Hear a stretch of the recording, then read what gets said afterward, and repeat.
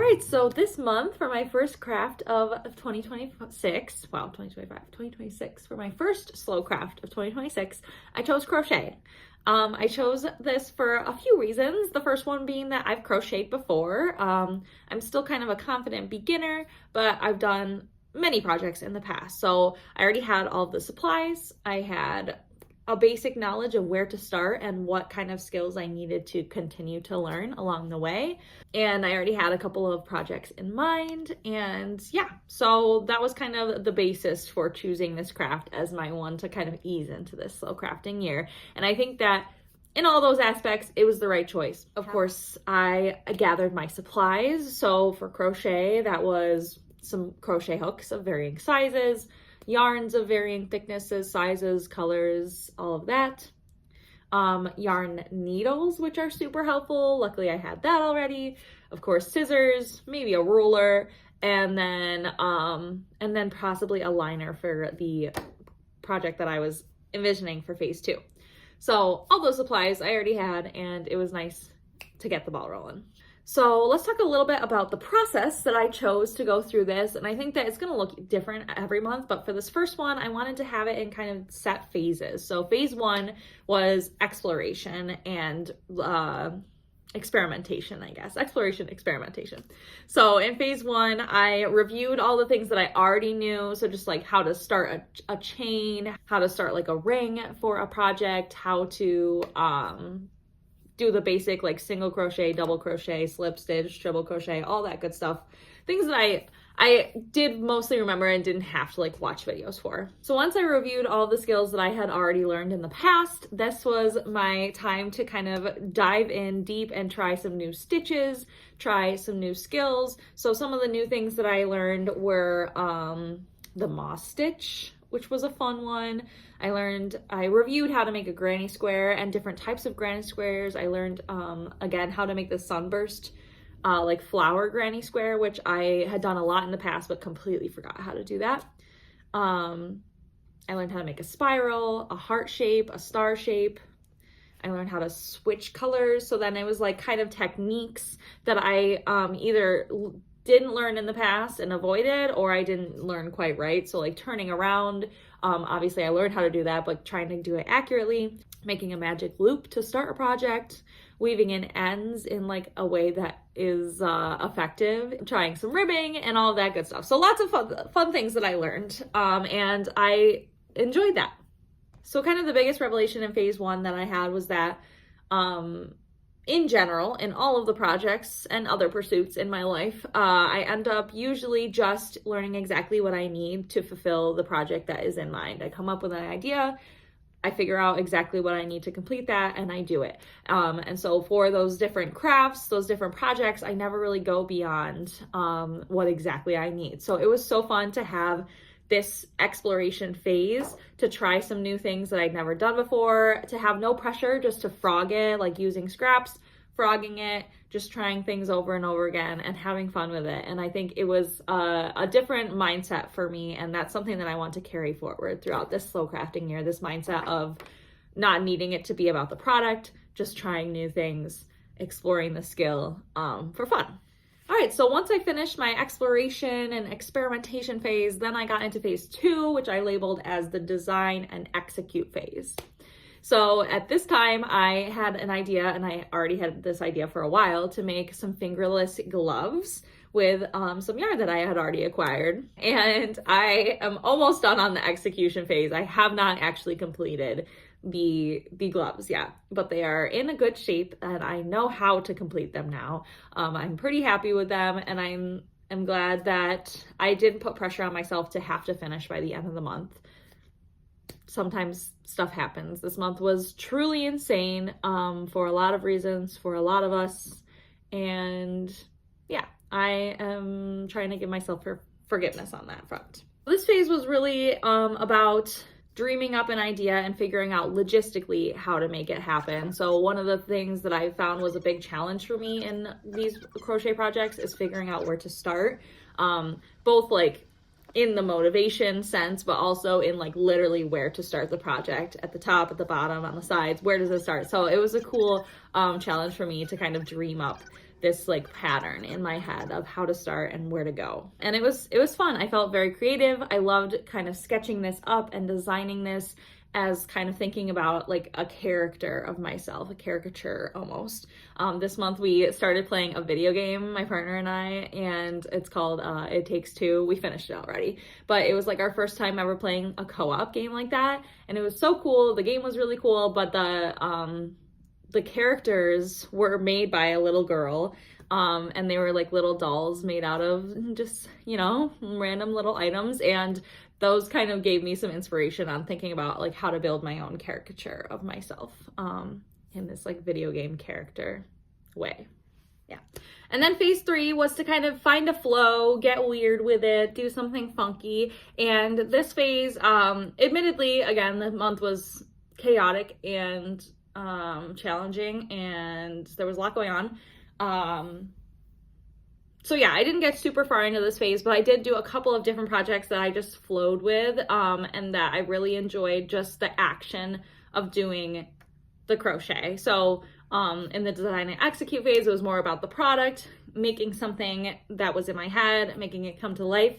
And in this one, it was more just letting something happen. And so less pressure on like making decisions, on knowing the direction that we're heading in, and also just like having something repetitious and soothing and relaxing to have as an alternative to, you know, other things. So this phase was a little less successful, I'd say, but I think that I achieved the ability to get into this. So this is something that I can come back to throughout the year and have something to flow with when I need something to busy my hands and my brain. And then phase 4 that I imagined was to integrate it into my everyday life and find ways to like do this every day. And I didn't quite complete that phase, but I think it goes along with like the flow and the get weird phase there. Okay, so let's get into kind of the results. I'd first like to say that starting this journal was very key to this project, and I think will be key to the whole year. It was so nice to kind of separate out the pages into the different phases, into my side quests and all of that. So yeah, it was just nice to have like one place to come for all my notes, some of my sketches, to keep track of like my data that I was kind of trying to track as well, and my goals and all that, keep everything in mind.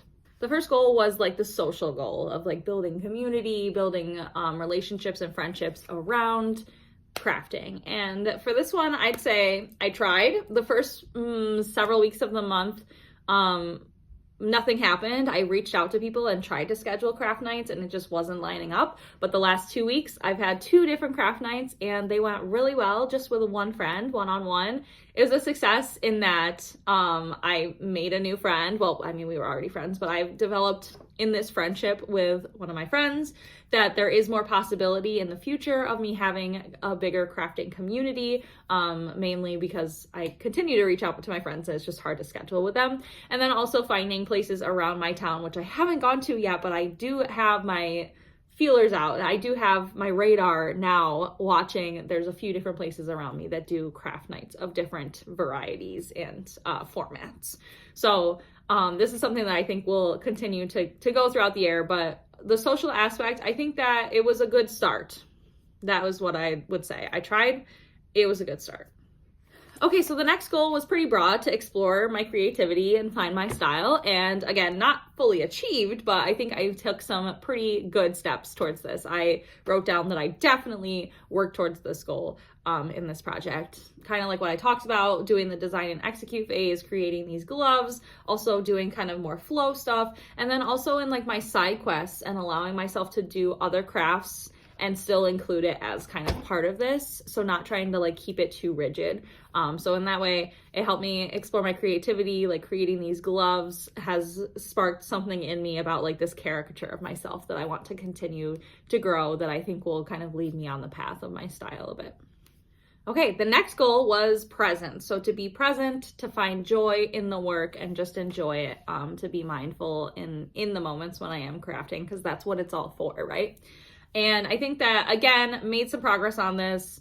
There's still more work to be done, but I was more mindful and present in my crafting than before, and just in general in my everyday life as an extension. yeah, I think this is a good place to say that like this doesn't exist in a vacuum, and the outside world and also other, you know, factors in my life affected this month as well.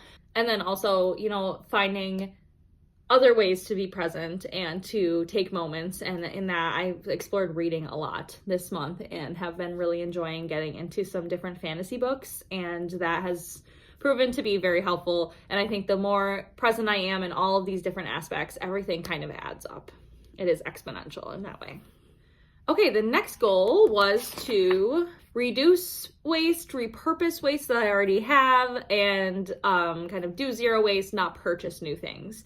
I definitely succeeded. So I used all scraps. I didn't buy any materials for any of these projects. I did buy one thing for a side quest. So I did purchase two like scrap fabrics for $1 each, and then this like adhesive stuff, this adhesive fabric adhesive thing that helped a lot with one of my side quests, which we'll talk about a little later. And I wrote it down because I wanted to make sure that I track these as well. And so this was my one purchase so far this year, and it was $8, fabric scraps and the adhesive. Not too bad. Also within this, I upcycled a previous project that I had done years ago for Karis. I upcycled it, I frogged apart the pieces. It was a granny square vest, and I made it into a scarf, and he's already worn it a few times. It is, I think, successful, and it also was fun to go back and revisit one of my previous projects and get a little creative and figure out like what I could do with it that would be more functional in my life and in Karis's life, of course. Also with my side quests, I dug into my donate pile, so just a lot of kind of exploring this reuse of waste, which is something that like is not new to me. So this goal, I think I already had a good start on in general. All right, and then the last goal was to reduce screen time. So limit screen time, that means social media, that means TV, that means Pinterest. So this changed every week to week, but I'd say that I didn't really reduce I did, let's not lie. I reduced my TV time, but I think more than that, I reduced my scrolling time. So as part of this like screen time tracking phase or goal, I guess, I tracked for some data, like stats. So unfortunately I didn't have a baseline to compare this to, but I took a tally for every time that I chose crafting over TV or scrolling. And so I put them in different categories. So the first one, of course, is crochet, our craft of the month. So 14 times. So I have 14 tallies for days or times that I chose to crochet over scrolling and or TV. I also did some doodling. That was a fun thing that I got into this month, and I did that 4 times instead of screen time. And then I also did a few side quests this month, and for the side quests there were 8 times that I chose to do the side quest over screen time. So total, that is 26 times, which is almost the number of days in the month. So that's pretty good, especially considering that I started on like day 5 of the month, I think, actually. So probably at least one for every day. So I think I'd call that success for all of my goals. I think that I made some progress, at least a little, some a lot, for each one of these goals. And I also want to mention that I think every single one of these goals was towards an act of resistance in some way. I don't want to get into too much of that, but just remembering that crafting is resistance. So that is partly what kept me going through this month, reminding myself that this is a form of resistance. And the more that I do this, the more that I do become more present and more mindful and are more rested and more fulfilled, I can show up in other ways and resist in other ways in my life. Yay, okay, so just some notes that I noticed along the way. I talked about some of them already, but the first one, practicing and repetition are so important for creativity. Things that I know, but I just don't remind myself and don't allow myself to do the practicing and the repetition in kind of a controlled way rather than doing it just for the sake of a project. The next one was taking it one step at a time. This was so important for my side quests, for my main projects, everything, taking everything one step at a time. If something requires a lot of steps, it gets so overwhelming to me. So thinking in terms of one step at a time, think of just the next step, and we'll go from there. So baby step in to success. I also found that the character development, I mentioned this before, was just like very satisfying and motivating for being more creative, expressing myself more, and developing these skills.